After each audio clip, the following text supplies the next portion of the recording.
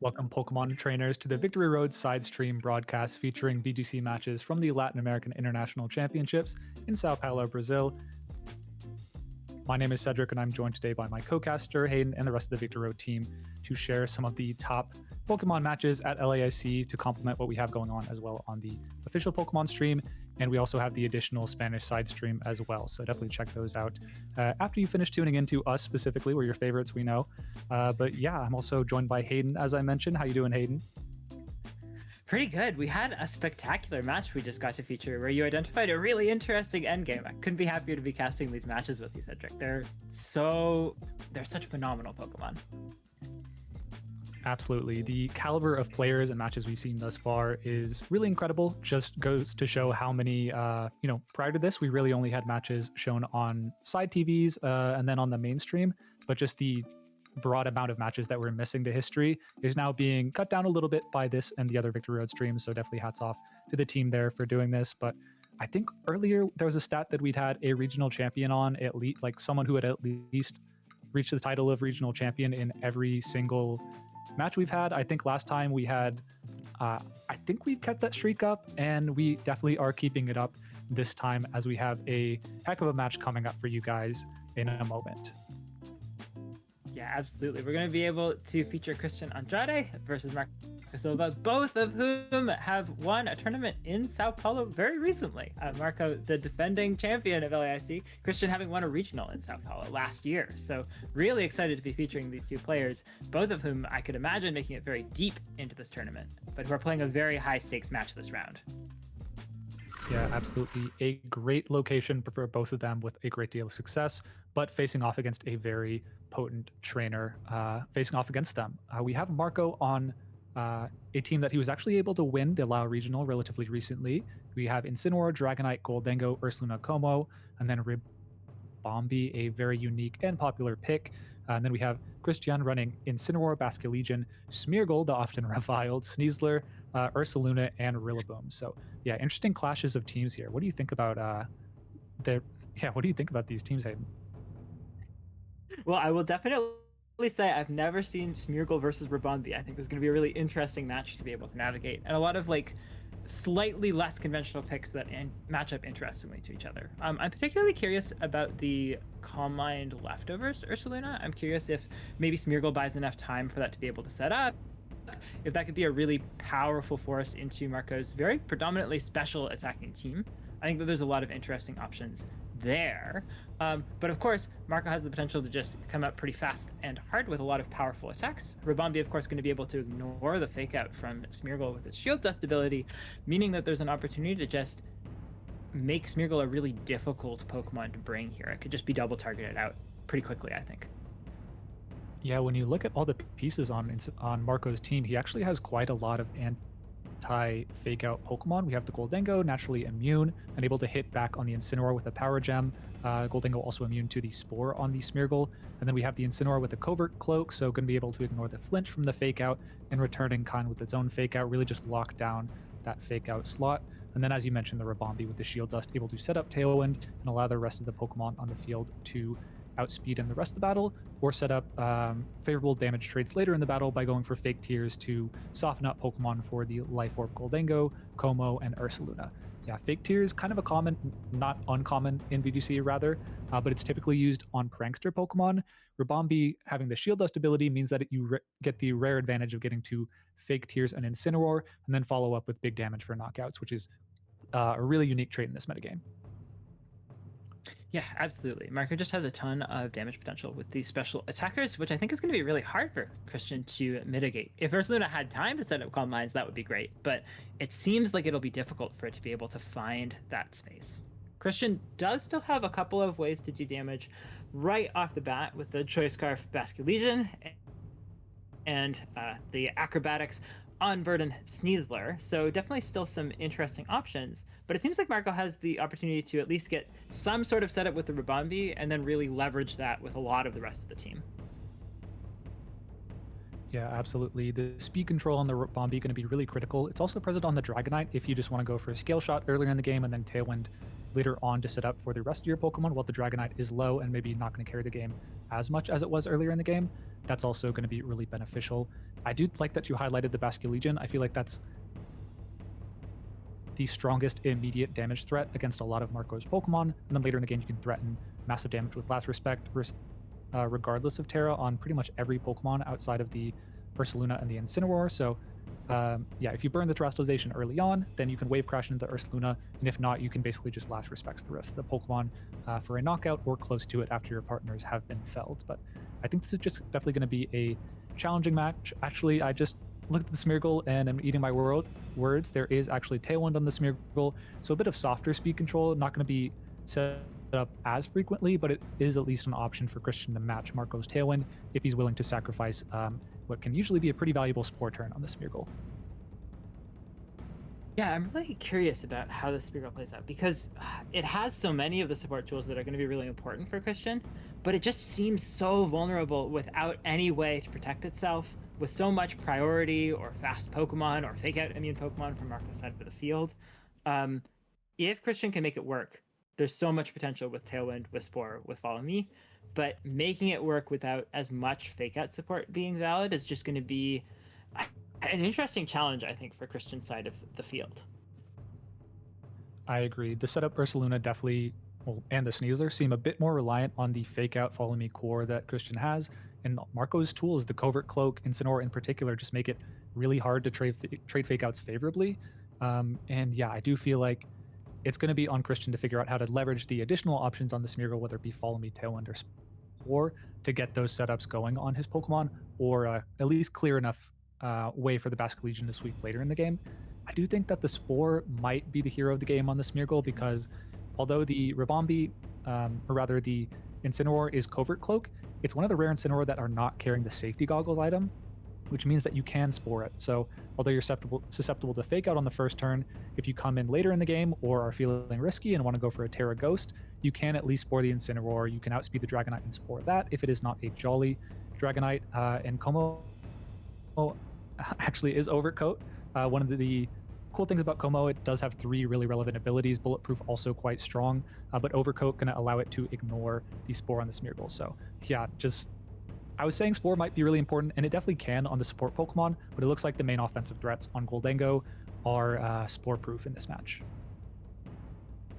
Yeah, I think that might cement Komodo and Goldengo as really like the essential pieces for this matchup. I think having something that doesn't have to worry about the Smeargle, given that that Smeargle could otherwise come in and maybe get a lucky Moody boost and really run away with the game, I think that like a Komodo-centric game plan would not surprise me from Marco's side of the field, especially looking at, I don't think there's anything that can resist or be immune to clanging scales on Cristhian's side of the field. I think that's kind of just a free spread damage that's going to work into every Pokemon.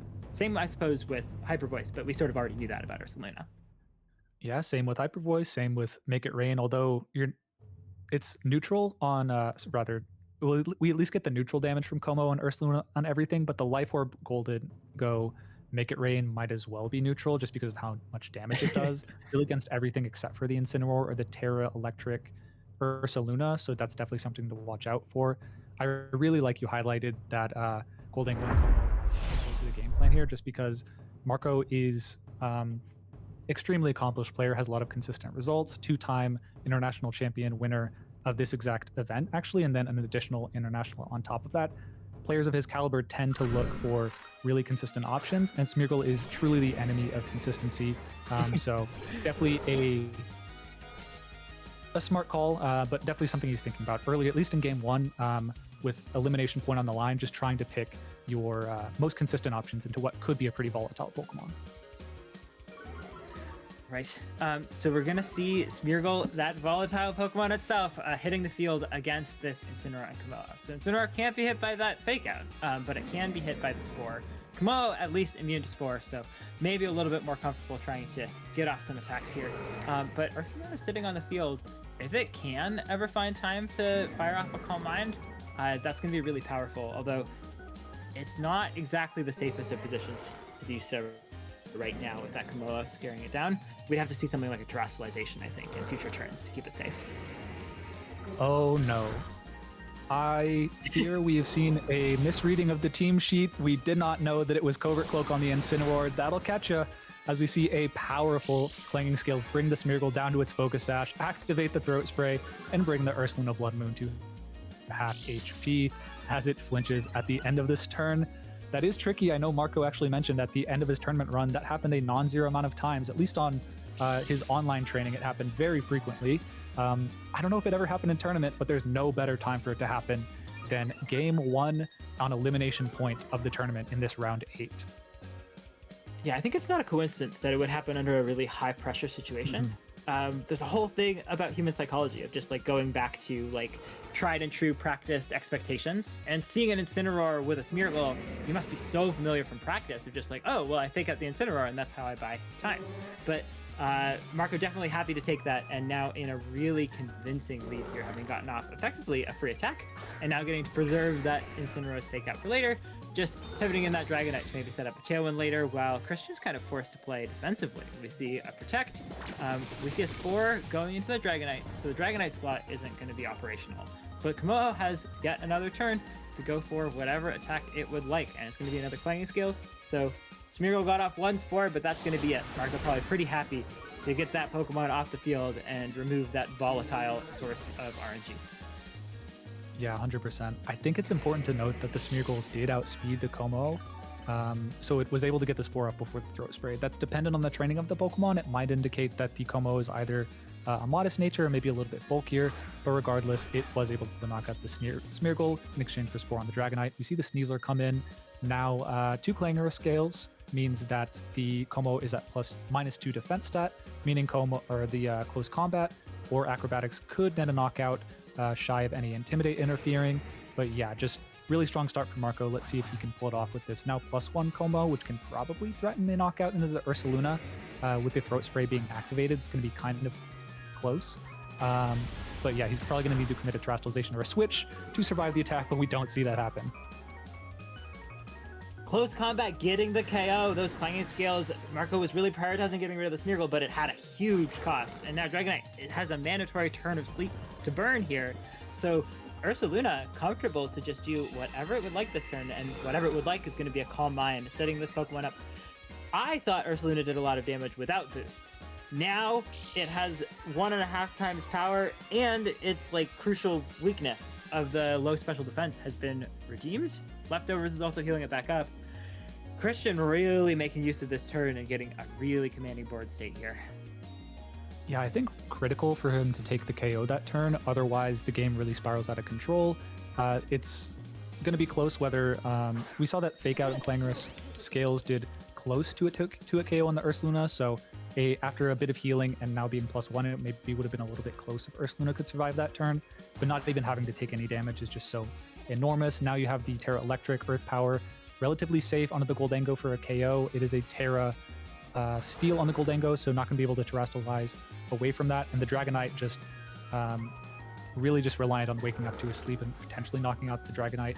For the Sneasler, just going to be a really difficult turn. Really bad start for the match, but Christian finding a way to fight back here. Yeah, absolutely. Calm Mind is exactly what Christian needed to do back in the game. Going to be forced to do this Terastallization to avoid a really powerful Make It Rain coming out from the Goldango side. Just going to be an electric type for the rest of the game, so a lot of neutral damage, but not a lot of super effective hits, and crucially resisting that spread attack. Acrobatics is going to break the multi-scale on that Dragonite. Make It Rain does come out, so Ursaluna picking exactly the right time to Terastallize. Sneasler does faint.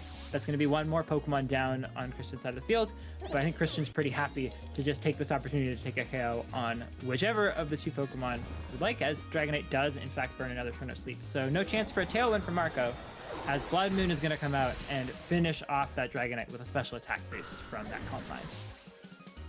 Yeah, critical knockout. The Dragonite, now you don't have to rely on the sleep turns anymore. You just know that slot is gone. And the Make It Rain, although it did knock out your Sneasler, which could have been an important tool to knock out the Incineroar, you've at least now lowered its special attack by 1, and this Goldango is not carrying Nasty Plot, so it is going to be stuck at least -1 for the rest of the game. You see the Incineroar switch in. Once again, that Covert Cloak being pretty annoying, because otherwise you could just have a fairly safe Fake Out into the Incineroar and Earth Power to at least stall a turn and heal a lot of leftovers. Now that's less of an option, but Yeah, it's also going to be a little dependent on the speed of this Ursaluna and the Incineroar, because if you outspeed, you do just have a very safe Earth Power into the Incineroar.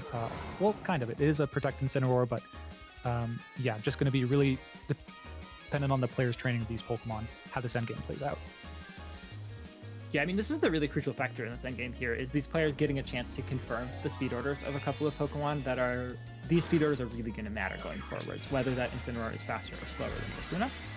We're seeing a Terrestrialization into the Fire type from Marco. If that Incineroar is faster, then a Terra-Fire Flare Blitz might be the way back into this game. Golden Go going for a Shadow Ball. Now it can do that because Ursaluna is an electric type. Ursaluna is now really quite low, so this all is going to come down to the speed order thing that you mentioned, I think.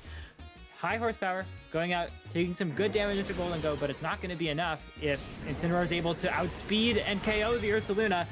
Marco was looking really far behind for a while, but has exactly the tools to bring this back. And I don't know about you, Cedric, but I don't think my money would be on the Rillaboom against a Fire-type Incineroar with boosted power fire attacks.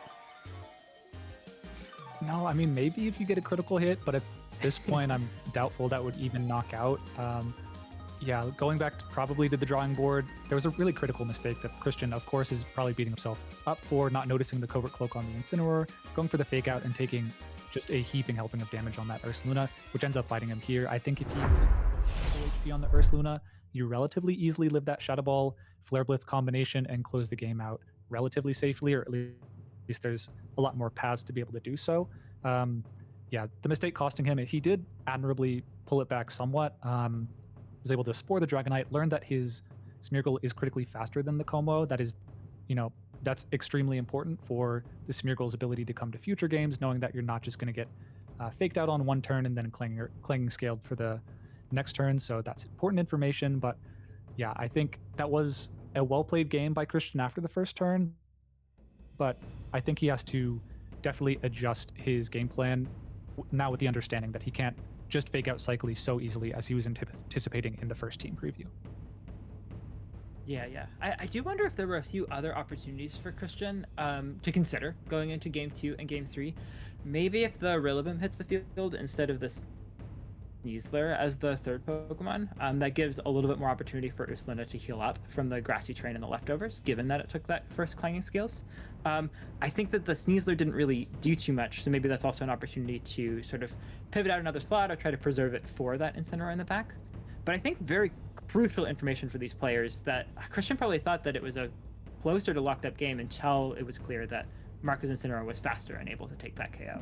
And now that that's known information, I think there's a lot of onus on Cristhian to be able to maybe like bring the Vasky Legion to have some threats into the Incineroar, or go for a Spore from the Smeargle into that Incineroar, and try to adjust from there. Yeah, I think that game, we saw the Calm Line Ursaluna did start to get rolling a little bit, so although we discounted its ability to get set up easily in the first game, it looks like if it does get set up, it does have a lot of damage on the field that it can deal.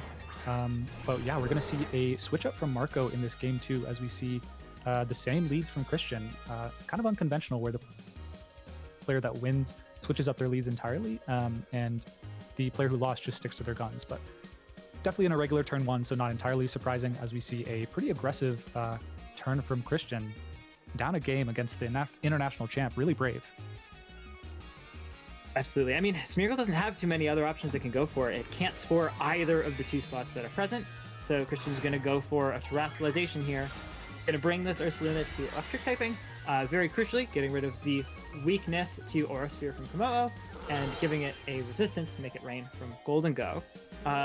We are going to see Smeargle Tailwind. It's the first Pokemon to move. We saw earlier that it was faster than Komodo, and now we know it's faster than Golden Go. And Calm Mind is going to be able to go up before any of the other attacks come out. So if Ursaluna was going to have anything to help it survive this turn, getting the Calm Mind up before any other attacks is definitely going to help. Clanging Scales before the Throat Spray boost is going to do very little to that Ursaluna. Throat Spray is now active, but at the cost of that Defense Drop, which means it's a little more vulnerable to some attacks. And Make It Rain, going to finish off the Smeargle. Marco's really been prioritizing that and is probably happy to see that Smeargle gone. But I think Ursaluna, with effectively a Quiver Dance boost, having 3 more turns of Tailwind and Calm Mind, is pretty comfortable to be staring down these two Pokemon that it knows it can one-hit KO. Yeah, 100%. You do do have the Earth Power fairly safe into the Goldengo. You're only worried about it protecting that slot. And we do see Cristhian actually doubling down on the triple fake out here with Incineroar being the pick over the Sneasler as that comes in. Definitely threatening fake out into the Como. Kind of interesting not to go into the Rillaboom there. I suppose you are threatening a potential knockout into the Goldengo with the fire or dark damage on your Incineroar. However, yeah, you almost would have preferred to get the leftovers and grassy terrain healing active a little bit sooner. We do see that Cristhian might switch out, do a double switch to bait out the protect from one of the Pokemon so that he can fake out in the subsequent turn, as we do see the Rillaboom hitting the field going to be grassy terrain on the field for the next 5 turns. Here is a way to get exactly as much healing as if Rillaboom had hit the field initially, but maybe to have some extra pressure from that Incineroar being on the field before. And indeed, Mark is going to go ahead and protect that Komodo, but if Cristhian got the targeting right here, oh, no, it's the Blood Moon into the Komodo. So Goldengo safe to go for an attack here. Marco making a read, calling out the threat from the Incineroar and still going for an attack. And that's going to be a nice Shadow Ball, even with a special attack drop and with a special defense boost on Ursaluna. That Life Orb really making Goldengo able to negate all of the healing from leftovers and grassy terrain and then some. Yeah, the Ursaluna taking 3 hits now, but still at 50% HP, and that's only going to go up in subsequent turns. Now you have, even though you went for the Blood Moon, you have a relatively safe pin with Earth Power and High Horsepower into that slot, or you can just go for an Earth Power straight away to knock out the Goldengo. We're going to see the Dragonite switching into the High Horsepower, and I didn't see if it was an Earth Power into the Dragonite, but if it is, Marco's got to be pretty happy about this turn. We see the High Horsepower come out first, and what is Ursaluna going for? It is going for the double ground type move into the Dragonite. Oh, you could have at least broken the multi-scale with a wood hammer, but no, wanted another Pokemon in the back, and as a result, the Dragonite comes in scot-free here. Marco has been staring down a special attack boosted Ursaluna in Tailwind for 3 turns, and only taken a very... I think the only damage on the board right now is the Goldengo's Life Orb chip. This is just masterfully played by Marco. There is one more turn of Tailwind to make it through. And so Cristhian still has a few things to do. And even once Tailwind's gone, there's some options. But wow, what an excellently managed board state. As we're going to see Cristhian needing to switch out that Rillaboom, which can't really do anything, into that Incineroar. Yeah, the Incineroar coming in, lowering the attack on the Dragonite, but this feels like a relatively... Well, this is a highly influential turn because you could have Grassy Glid, Blood Moon the Dragonite for a knockout here, or you can protect and switch to an, or you can just attack and switch to an obvious fake out on the protect. In the subsequent turn, Marco does go for the protect. We finally see some meaningful damage come out. Even, wow, with that at the +1, the Earth Power nearly knockout in the Como, and we have fake out active on the field. Now actually going to be very useful. There's no Covert Cloak on the field, and a fake out not going to knock out any of the Pokemon, even though they're all the Como going to tank that pretty easily, but you could fake out and break the multi-scale on the Dragonite, follow that up with a Blood Moon, and you're really not taking that much damage from the boosted Como. It of course switched out, so the Throat Spray boost is no longer active. So yeah, the special defense and the healing on this Ursaluna, along with the fake out pressure, which we previously thought might not be that big of a factor, proving to be really difficult for Marco to deal with some really smart positional play from Cristhian.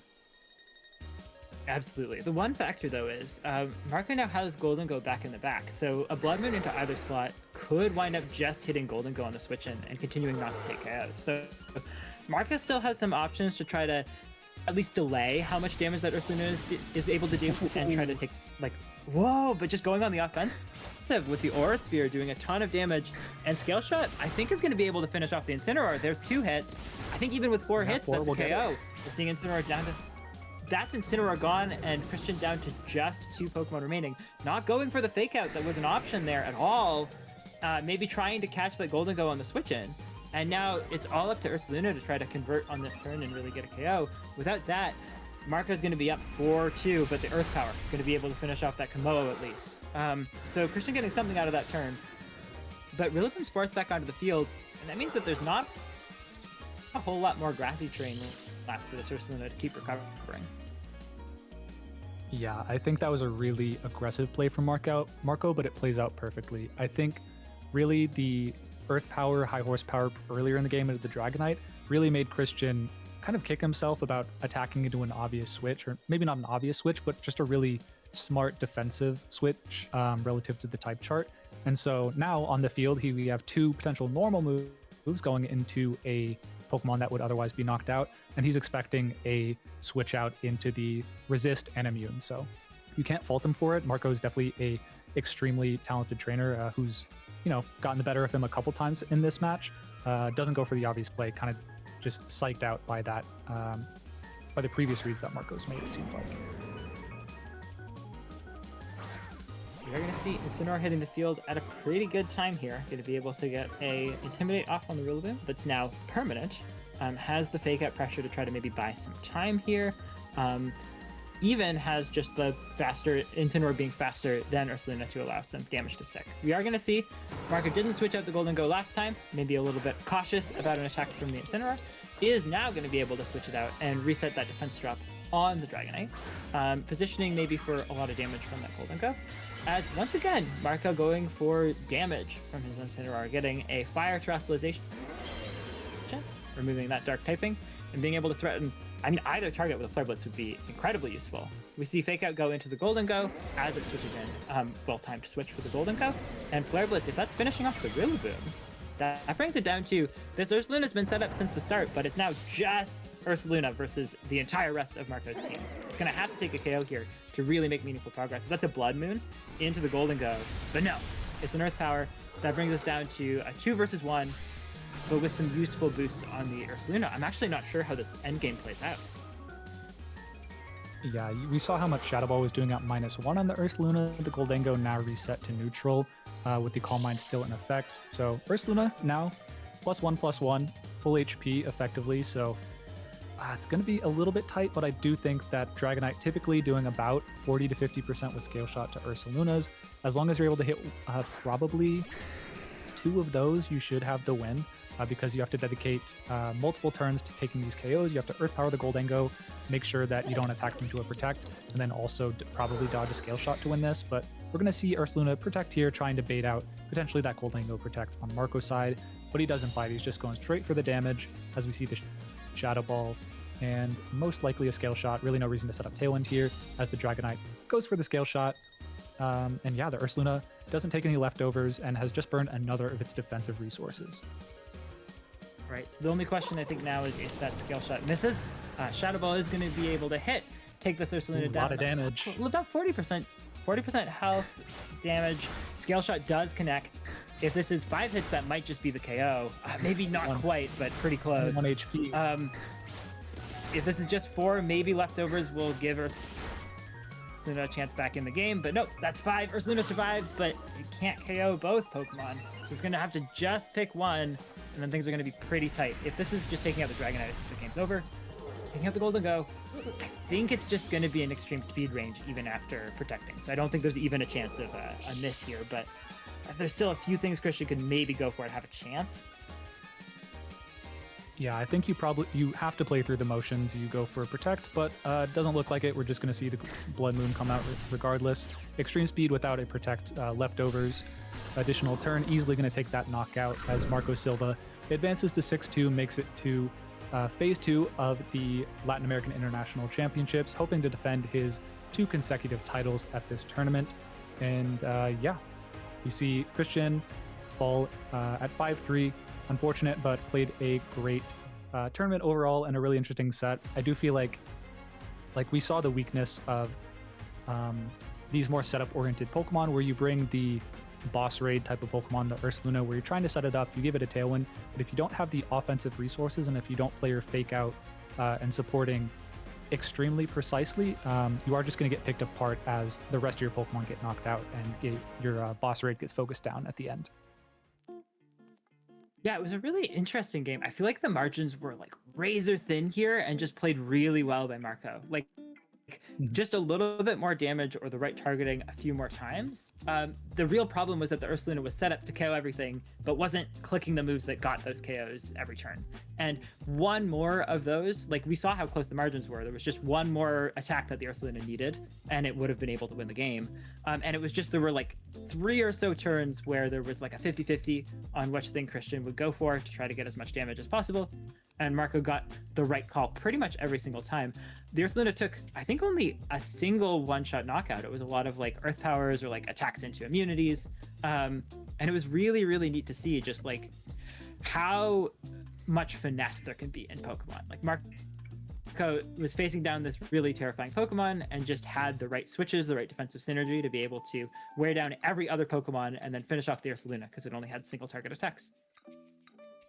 Yeah, you're spot on about the targeting. Even a single Earth Power Blood Moon goes the other direction on a Protect or a Switch in, and that's probably Christian's game, just based off of how close that was. The turn that the Aura Sphere Scale Shot happens, if he just goes for, maybe knocks out the Dragonite that turn with Fake Out Blood Moon instead of going after the Como, you probably win that way. So there's just a lot of really interactive elements in this game that Marco was able to swing his way through some really aggressive calls and came out on top. But yeah, definitely a well-played game by Cristhian. Just ultimately got the really difficult calls wrong a few too many times and got overwhelmed by the offense at the end there. Yeah, I mean, I think it's worth remembering that these players were playing on a really high stakes match, like both of them, their tournament lives on the line. And I think they both brought really, really interesting teams and got to showcase them in really cool ways. Like these are the kinds of interactions that I wasn't necessarily expecting to see of, like this like Smeargle Ursaluna set up the boss raid Pokemon versus this like Komodo Golden Go spread attack. And it was really neat to be able to see them going back and forth so much and trying to figure out the right lines, which were probably like very much being learned as they went in this really high stakes match. Yeah, in a lot of matches, you can more or less just prep the matchup before, and there's a couple inflection points where 1 or 2 points really matter. For this match, it felt like every turn mattered an immense amount. But yeah, I do like what you said about more unconventional picks that were happening. I've never seen a Tailwind Calm Mind setup on a Blood Moon Ursaluna before, but it ended up being extremely scary and required essentially playing like you're playing against a Trick Room team, just alternating protects, making the perfect defensive switch, which is not a way I've seen the Calm Mind or really Ursaluna in general being played. So no surprise that Cristhian was able to carry this team this far. Unfortunately, came up against a really, one of the worst players you could have played in the round of 8 to make it into phase 2, but definitely doesn't take away from his accomplishments at this tournament. Absolutely phenomenally played tournament, super cool team, and I'm sure we're going to see great things from him in the future. Absolutely.